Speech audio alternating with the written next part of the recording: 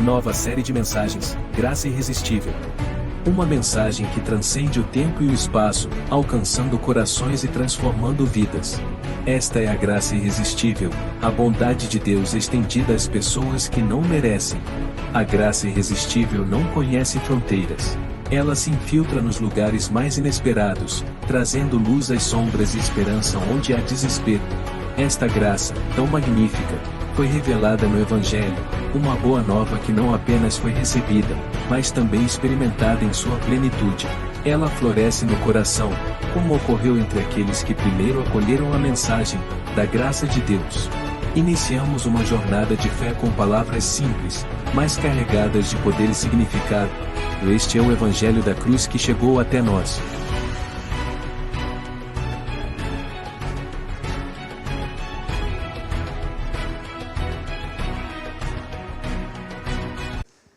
Em Mateus capítulo de número 21. Mateus 21.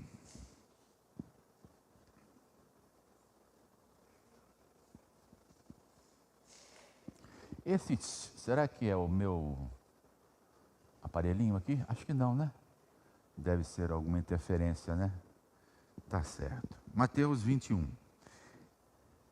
Antes de ler com você Mateus 21, deixa eu te fazer uma pergunta. Jesus olha para você? O que é que você acha? Jesus tem tempo para olhar para você? E o que ele vê em você? Bom, aí depende, né, pastor? Depende, eu acho que seria melhor o senhor perguntar para ele mesmo. Ele pode lhe responder com mais segurança do que eu. Mas eu quero falar sobre como Jesus vê cada um de nós, e eu quero nessa manhã falar sobre a graça que me ensina a ver como Jesus vê as pessoas. Diga para a pessoa, você vai ouvir e aprender com Jesus, ver as pessoas. Isso é interessante, é importante para você?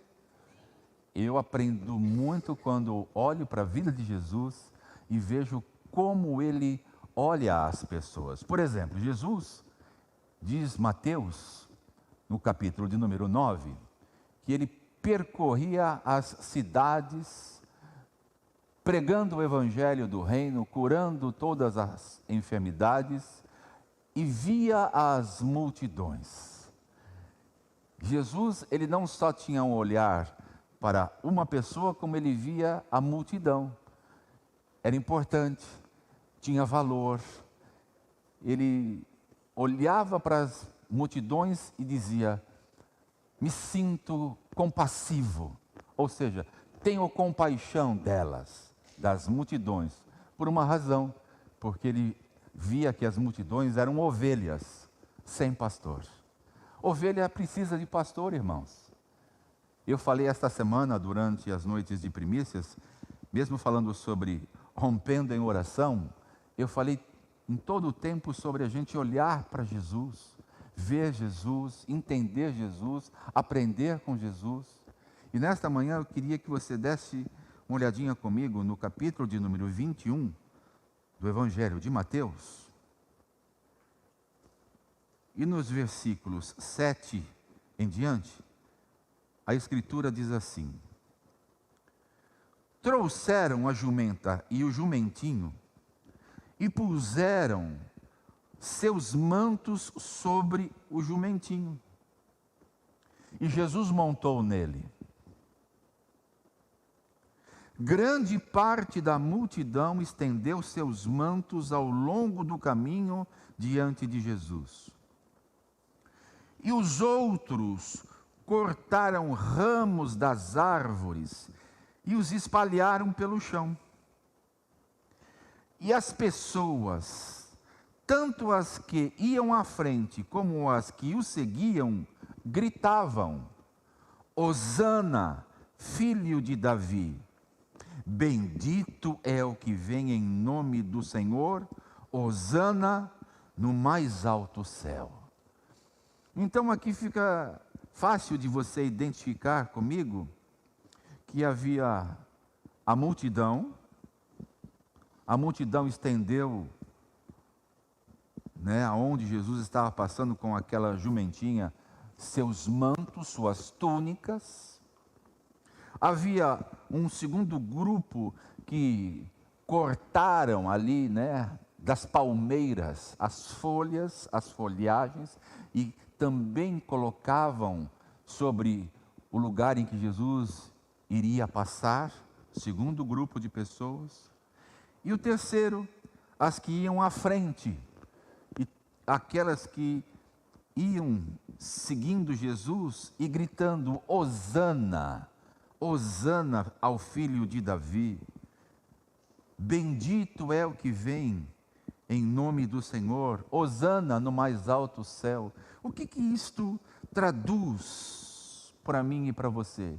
Que embora as multidões, as pessoas estivessem ali reconhecendo a grandeza de Jesus, Jesus via, considerava, valorizava aquela atitude. Jesus estava olhando para o lugar aonde ele estava se dirigindo. E Jesus, nesse exato momento, estava indo para a cruz. Jesus estava indo para ser morto. E você já sabe o motivo da sua morte, qual foi? Ele morreu pelos nossos pecados. Então, o olhar de Jesus, o foco de Jesus na vida do ser humano, sempre será para vê-lo resgatado, salvo, transformado. Jesus não olha apenas para mim e para você, e tão somente se preocupa com a sua dor. Ele não está apenas se preocupando com a sua crise. Ele não está olhando apenas para um momento de tristeza ou de alegria que você esteja passando. Na verdade, Jesus está olhando para cada um de nós, e Ele olha para a humanidade até hoje, querendo que toda ela seja salva, toda ela seja transformada. É por isso que existe a diferença entre a lei mosaica e a graça de Deus, que é o que temos aprendido este ano todo. Como diz João 1,17, diga comigo: a lei veio por intermédio de Moisés. Agora diga bem alto: mas a graça e a verdade veio por intermédio de Jesus Cristo. O nosso foco, assim como o de Jesus, tem que ser aonde? Na graça dele, no favor imerecido dele, naquilo que ele fez por mim e por você. Somente você, quando entende e experimenta o amor de Jesus, como ele olhou, e Mateus representou isso, escrevendo lá no capítulo 9, olhava as ovelhas com compaixão. Eu quero que você assimile isso nesta manhã. O olhar de Jesus por você. Ele não só compreende, entende, conhece você, mas é um olhar de compaixão. É um olhar de amor. É um olhar de misericórdia. É assim que Jesus olha para cada um de nós. Por isso que você não pode, nem eu, querer viver a vida cristã baseando apenas no que foi dito naquelas 10 leis através de Moisés. A graça, o amor, o favor veio por intermédio de Jesus. E é nele que nós precisamos então entender, porque quando você experimenta este favor dele na sua vida, você é transformado de criaturas de Deus para filho de Deus. Pastor, tem diferença? Eu não digo que tem diferença. Ela é completamente diferente na raça humana. Nós nascemos neste mundo como criaturas de Deus.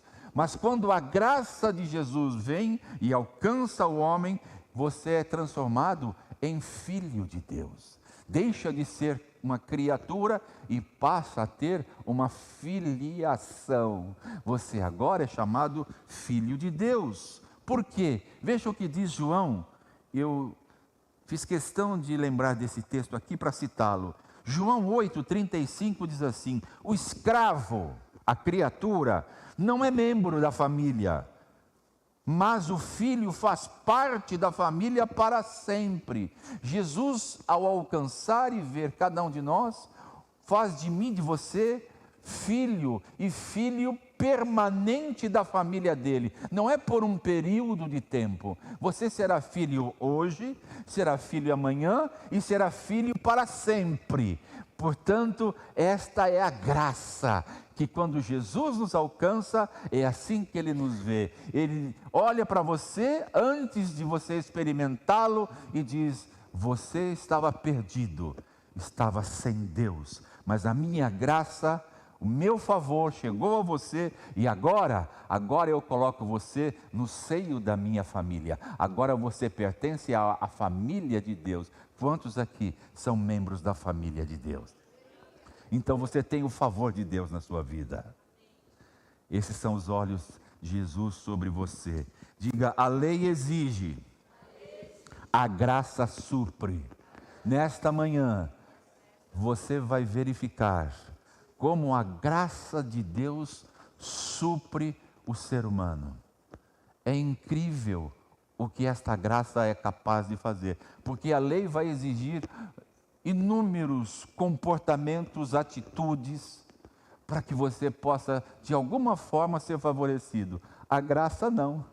A graça, sem você merecer, ela chega a você e ela faz de você um filho que senta-se ao lado do seu Senhor e desfruta, porque diz Gálatas 4 que todo filho, diga todo filho, é um herdeiro, e todo herdeiro tem herança. Diga: eu tenho herança como um filho de Deus.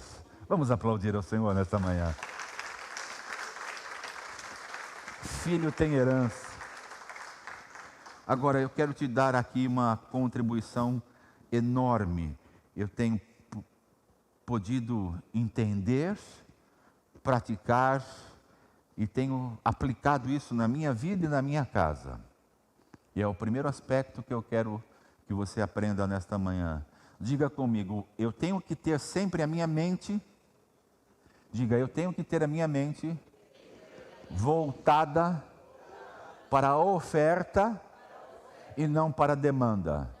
Eu não estou falando de dinheiro.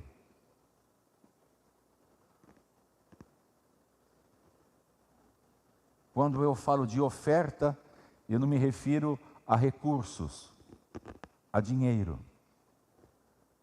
Eu me refiro àquilo que Ele te oferece. Porque a sua e a minha mente, ela está tão condicionada a demandas, a fazer, a você se desdobrar em fazer para você ter. E você deveria, nesta manhã, tanto quanto eu, aprender que a minha e a sua mente, para experimentar a graça do Senhor, este favor imerecido, ela deveria ser totalmente voltada ao que Ele me oferece. Por exemplo, João 1,16 diz assim: da sua plenitude, todos nós recebemos graça sobre graça. Vamos entender esse versículo?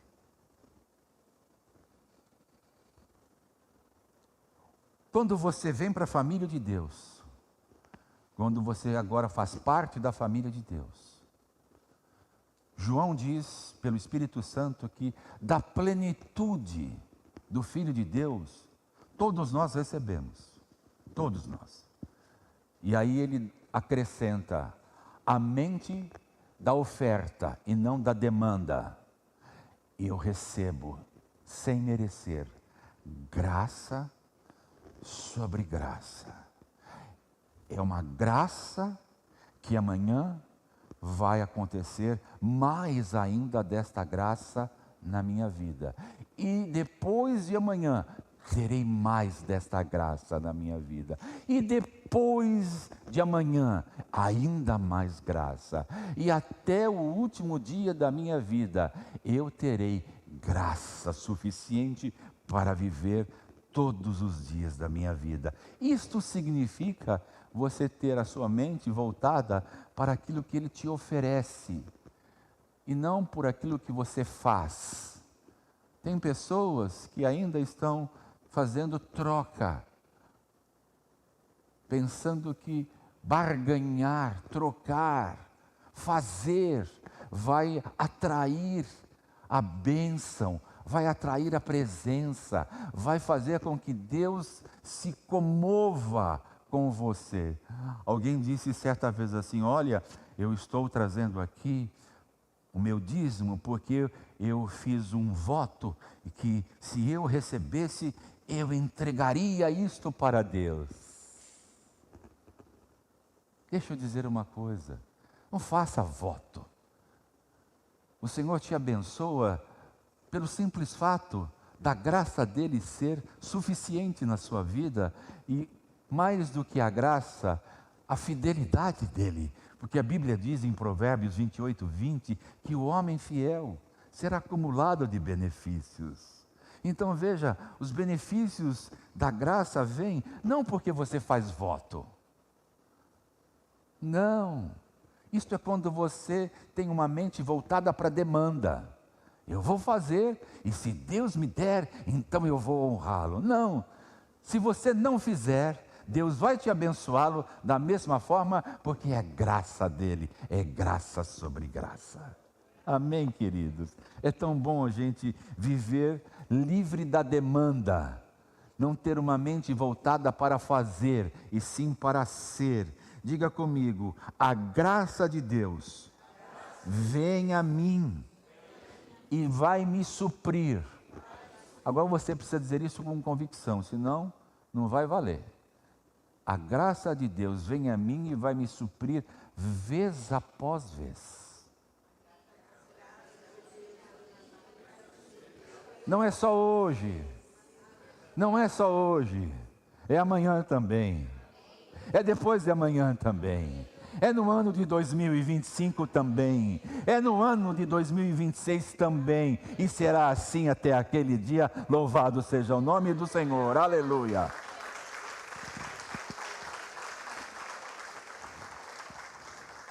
Por que você me garante isso, Valmir? Porque eu acredito na palavra. Porque a palavra me afirma isso.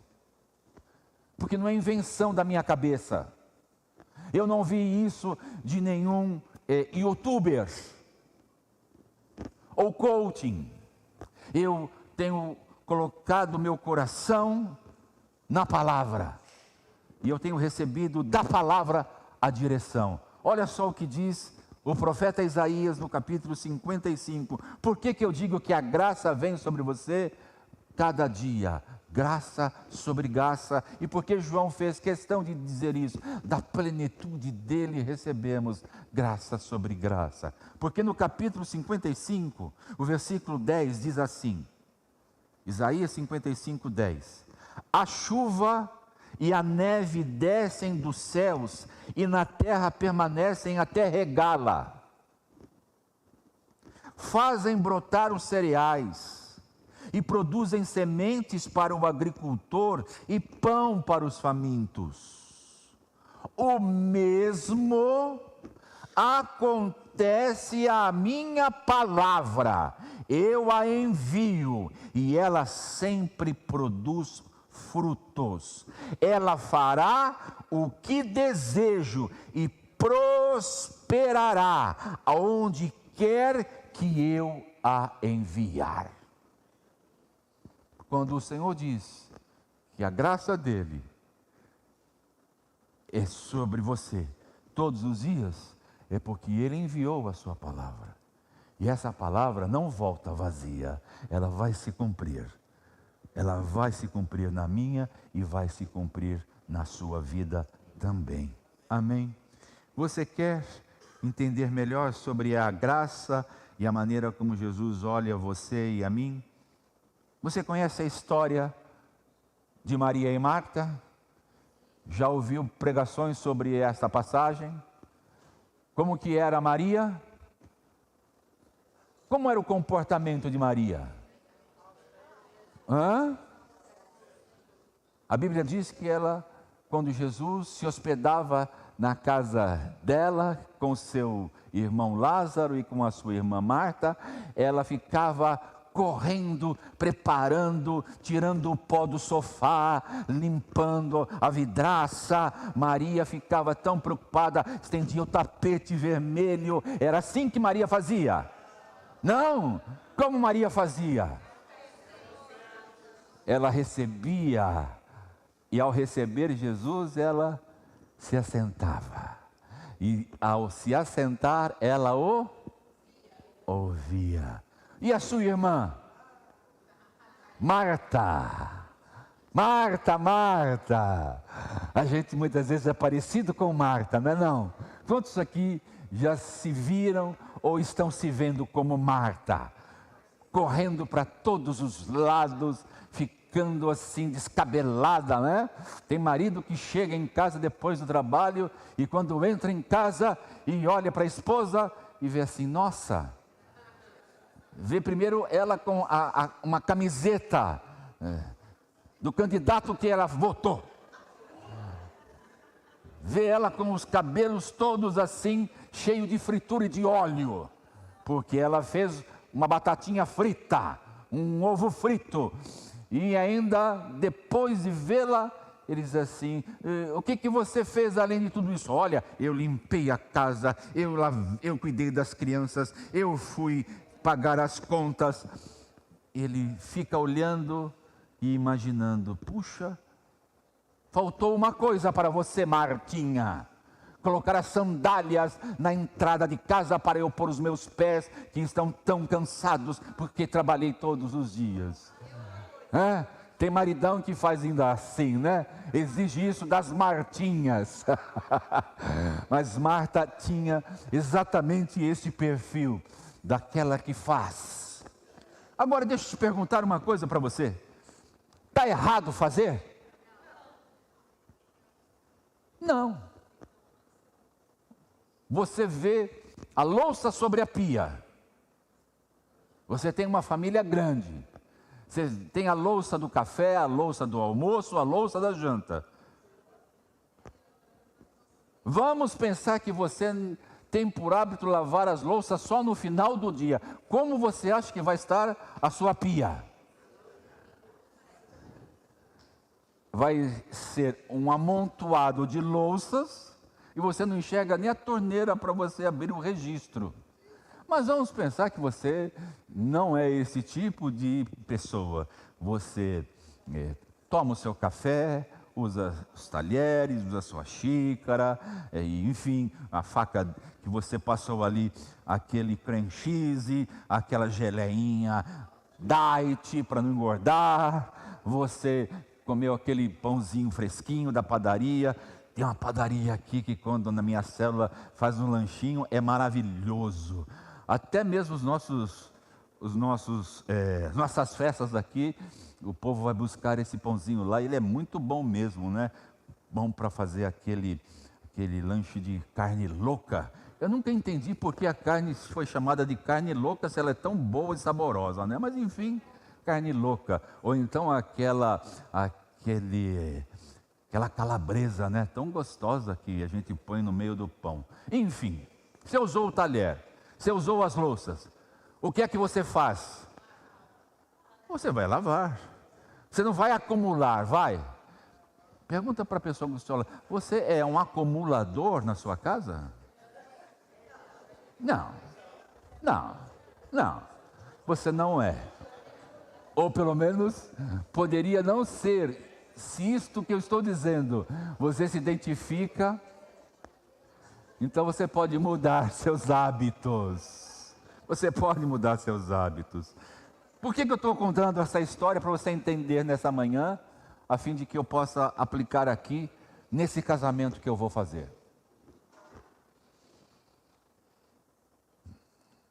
Marta, um dado momento, diz assim para Jesus: o senhor não está vendo a minha irmã? O senhor não percebeu o meu corre? O Senhor não notou que eu dei o meu melhor para te servir? Deixa eu te fazer uma pergunta. Os olhos de Jesus deixaram de notar Marta? Não.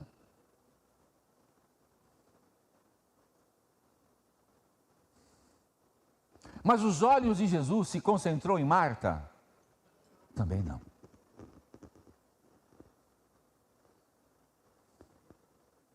Então Jesus responde na palavra: Marta, o que a sua irmã fez, aonde essa história for contada, será dito que ela escolheu a melhor parte, e isso não lhe será tirado. Que aplicação eu quero fazer nesta manhã para todos nós aqui? Se Jesus olha para você e para mim, e Jesus ama pessoas que vejam como Ele, vê a necessidade, vê a urgência, tem um coração cheio de compaixão, como é o dele. Jesus disse para aquela irmã que Marta, qualquer um pode fazer esse seu trabalho, Marta, mas o que a sua irmã fez, isso será lembrado. Sabe por quê, irmãos? Porque Jesus ama servir. Jesus ama cuidar de pessoas. Jesus ama. Ele não só se interessa pelas pessoas, mas Ele ama se compadecer das pessoas.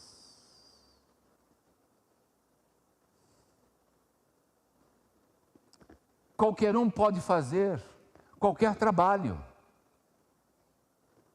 e tem seu mérito, tem sua dignidade, tem seu respeito, tem seu aspecto positivo. Por exemplo, nós estamos aqui hoje reunidos, mas existe uma estrutura que você não está vendo, que propicia que as pessoas que estão online possam me ver, me assistir e ouvir. Então tudo isso tem seu valor. Tudo isso precisa ser honrado, dignificado. Mas Jesus espera que você e eu olhemos com os olhos de Maria. Que vejamos as pessoas como Maria viu Jesus. São raras as oportunidades em que Ele vem aqui em casa.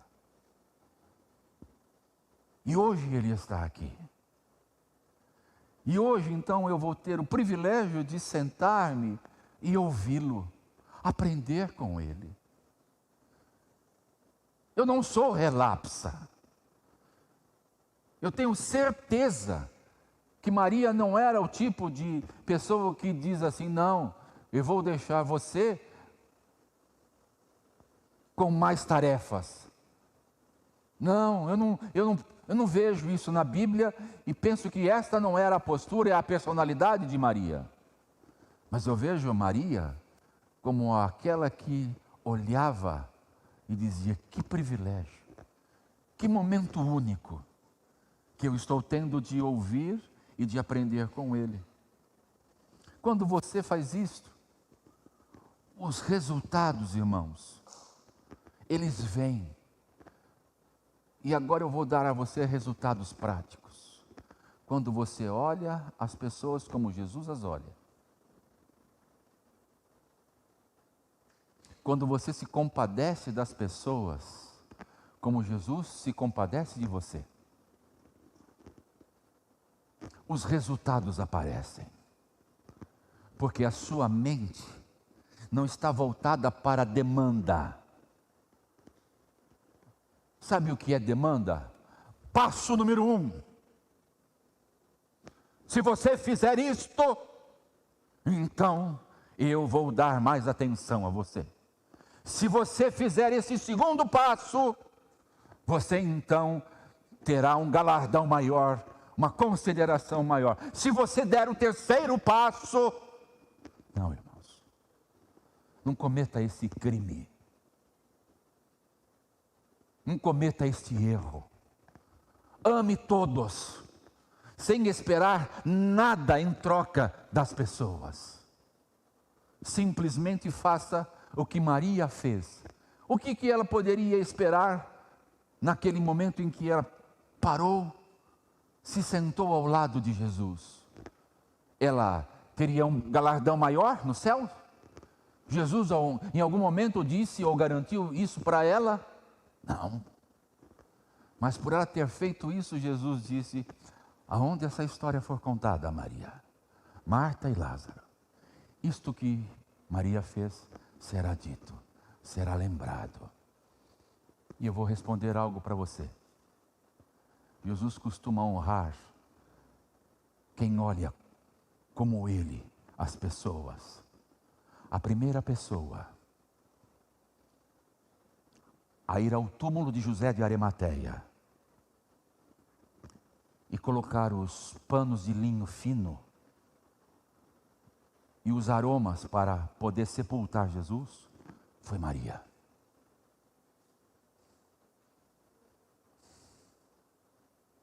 Foi Maria.